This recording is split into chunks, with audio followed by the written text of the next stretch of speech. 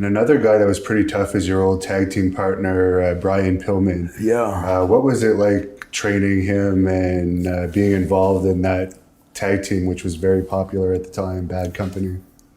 That was really, that was kind of really nice. You know, I'd actually just come off, blown my knee out, so I was just torn my ACL, and and I'd been out for about 8 months, and there was an old friend of mine who was on the Calgary Stampeders named Stu Hart, and I used to see him at my brother-in-law BJ's gym downtown. He told me he had a guy who was, I think, the starting linebacker on the Stampeders at that time, who was wanting to get into wrestling. Back in those days, if you had football players wanting to get into wrestling, it was usually after they had been cut, or they're at the end of the line, or it was off season.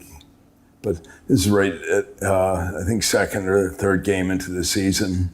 Pillman was like the starting outside linebacker for the Stampeders, and so anyway, I told Stu bring him down. I met with him at BJ's, and he was like all gung ho to get into the wrestling, and essentially walked away from being starting linebacker on the Stampeders to being a rookie wrestler, and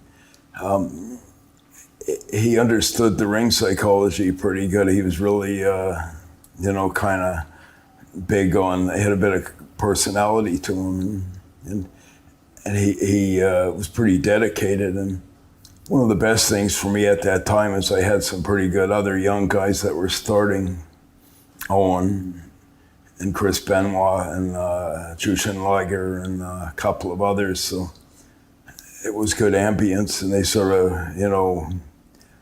learned together, and there was a lot of enthusiasm, and Pillman kind of took off pretty quick, and his personality was, tailor-made for the business. He, in fact, kind of was the guy who taught Steve Austin most of his stuff. And if Pillman had been derailed by the car accident, which ultimately kind of, caused all his leg, and then I think that led to taking painkillers, and ultimately kind of killed him. But he was sort of a cutting edge, guy that people would probably be talking about today in the same vein as Dwayne "The Rock" Johnson or Steve Austin.